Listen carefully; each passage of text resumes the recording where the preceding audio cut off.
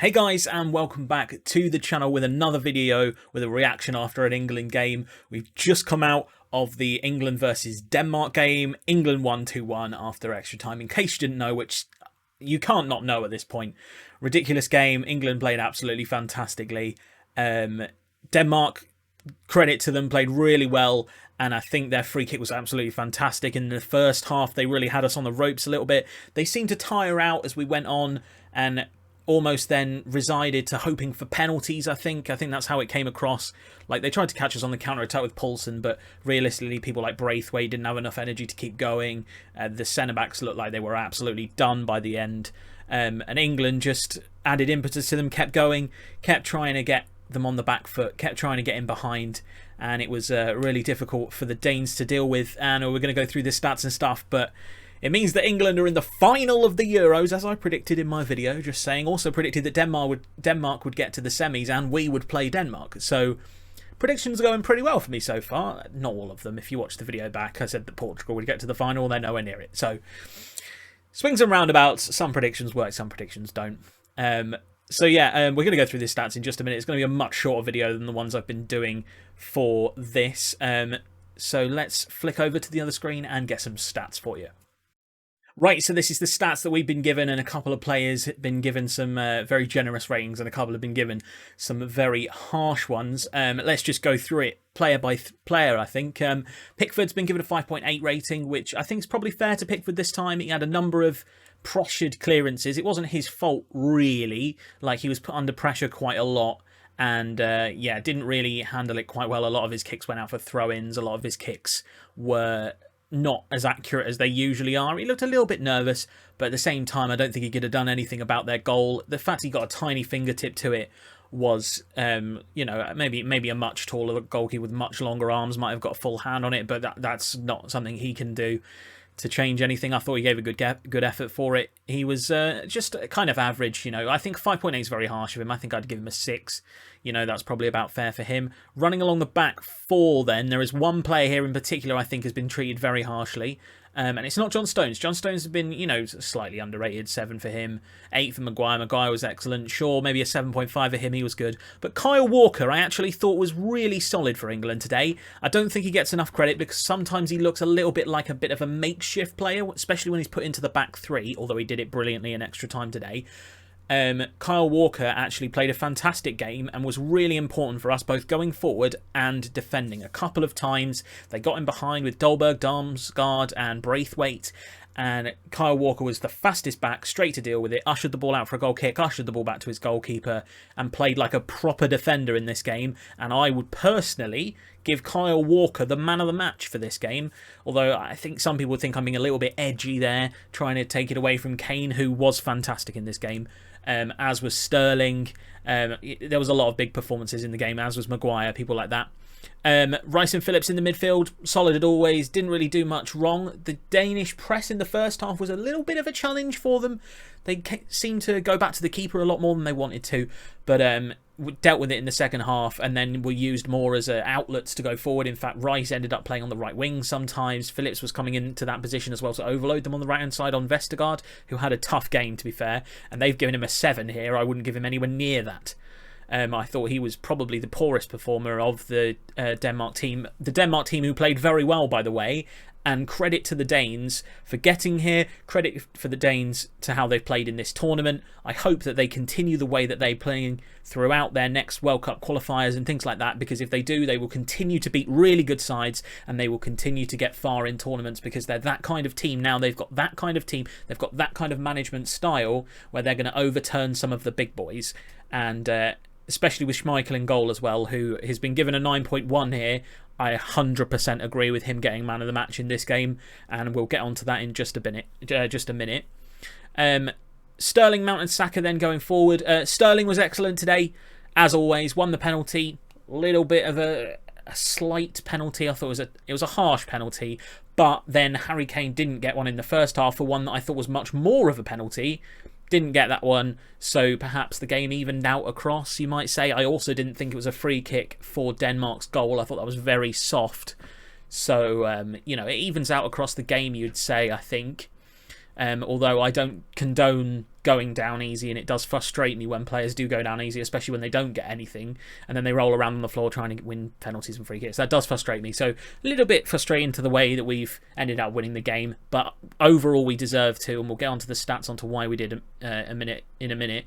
Mount played very well today, much better than he's played in the previous games. I actually saw what he was doing this game, whereas previously he's been a little bit of a shadow, a little bit of a player that doesn't really get on the ball enough for me, doesn't really do enough for me. But in this game, he was much better. Spearhead going forward for England, playing the ball in and off behind. He was the movement setter, I would say. He'd be the one with the ball.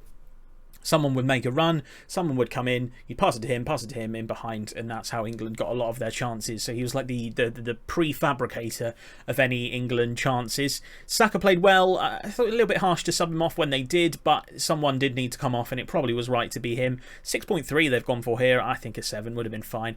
Harry Kane, very good performance from Harry Kane. Won lots of free kicks, drove the defence back, created lots of chances, some beautiful passing for the England first goal. That pass through to Saka was absolutely perfect. The pass of a midfield maestro rather than a striker. And yeah, Kane had a fantastic game.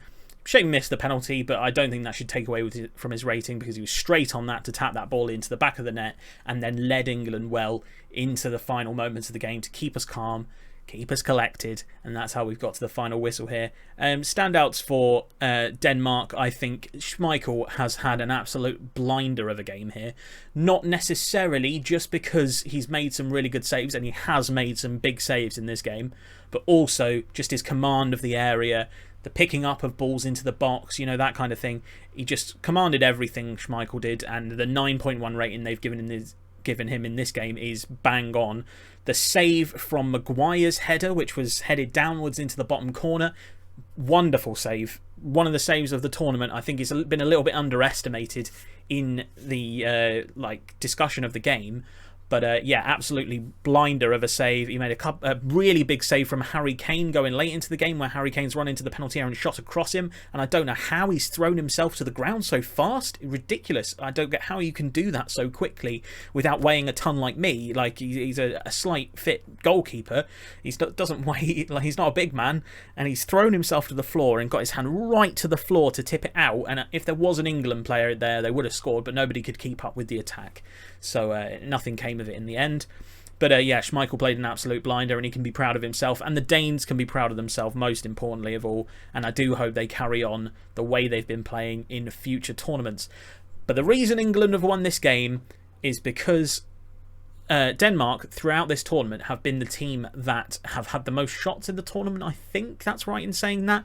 They're not afraid to have a go, and England stopped them doing that. So here's the shots, and there was only 6 for Denmark in the entire game, and England have had 20 shots in this game. 20, and that's only in 110 minutes. I think we didn't have a shot for the last 10-15 minutes of the game for sure. The one shot that stands out to me is the bravery that England have in the shot was early on. Kane had his back to goal from 25 yards on the swivel, volleyed it. It went miles over the bar, but it was just intent I don't think the Danes had quite as much of as we did in England today. And we, of course, dominated on possession, which perhaps we didn't at half-time, but certainly overall in the game, we kept the Danes pinned back. The Danes counter-attacked pretty well, but overall, we did really well with possession. Let's just take a look at the past successes. And here's another reason why I think Walker was one of the man of the matches. If you've looked at him throughout this tournament, you'll see that his position has commanded maybe 71-75% pass success, sometimes even into the 60s, because what he does is he drives down the line and passes into Saka and Phillips plays with his back to the defence so he can come in and get the ball. But sometimes Walker drives across and passes across, and a few times in this tournament that's let him down, and someone like Braithwaite has come in and intercepted the ball here and there to take it away from those janky passes that Kyle Walker sometimes makes. But he didn't make any today. He was perfect in his passing, perfect in his running, perfect in his support. Sometimes he bombed behind, which was really good to see, to really put pressure on Vestergaard and Mæhle. And I think that was important to stop Mæhle as well, because Mæhle was highlighted as one of the players before the game who was really going to damage England, getting in behind, because often they tap down the right-hand side and then find Mæhle on the left. And with Delaney and Højbjerg really stopping. Much like the Germans, sometimes this can become a front five for Denmark, but England didn't let it get that way at all in this game. If anything, it was a back five rather than a front five, and that's why England have won this game. We've kept them pen back, we've had more shots, we've had more chances, we've had more possession, we've dominated the game, and that's why England have won this game. Perhaps should have done it in normal time, but that's neither here or there. It doesn't matter, and I'm sure the England camp won't be worried about the way in which they've won the game, just that they have. So yeah, that's my reaction to the game. Fantastic performance from England overall. I don't think we were lucky at all. I've seen a few things where it's like, oh, the England was so lucky because the penalty was a bit dodgy. That's not true at all. You've got to look at the game as an overall big picture. England absolutely deserved to win this game. We had the shots, we had the chances, we had the possession, we controlled the game. You can't really argue with that. And now we have to go on and face Italy. Italy have been one of the best teams throughout this tournament and one of the best teams for the last 2 years. Barely lost a game, only conceded 2 goals before yesterday in the last 2 years, which is ridiculous. Of course, they conceded a couple against one against Spain, and obviously penalty shootouts and things like that are a bit of a lottery, bit of a situation you don't want to find yourself in. And Italy didn't look confident in the shootout. Neither did Spain, though. So, and that's why Spain went out. Spain looked very nervous in that shootout and couldn't keep their penalties on target, and that's why they've not got through there. So it's going to be a really tough game on Sunday, but I still believe it can happen. I've said it from the very start of this tournament that it's coming home. I still believe that it is. England versus Italy on Sunday. I think it's going to be a wonderful game. Both teams really capable going forward. England perhaps a bit stronger in defence, although Chiellini and Bonucci just love a clean sheet. That's literally their purpose of existence. They love to tackle. They love to stop England scoring or any team scoring. So it's going to be really tough to get past them. And Donnarumma's a fantastic goalkeeper as well. So England have their work cut out for them going that way as well on Sunday. But I think I believe England can do it. I think Kane, if he gets another goal at this tournament, I think he wins Golden Boot. And it might be 2. It might be 2. It might be 2. I think it is 2.